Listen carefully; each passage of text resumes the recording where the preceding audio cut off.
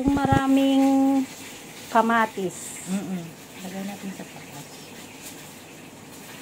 Wow.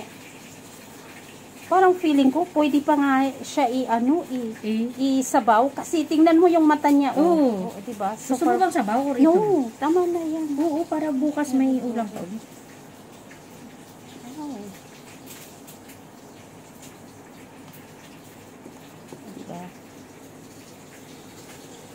Pangat ni Alin. Anong tawag nito, pangat? Na?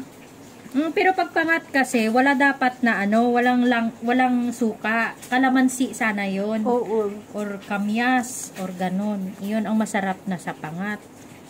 Tapos tubig. Ito parang paksiw na pangat. Puro lang langgaw ba? Wow. Sili ang kulang. Sili nga dapat maanghang to Sarap to, maanghang na maanghang.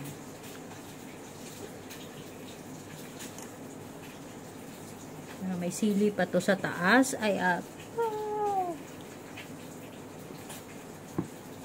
Minsan kasi pag bumibili tayo sa palengke, nagbibigay sila ng sili pag naghingi ka, kung hindi ka maghihingi, wala naman.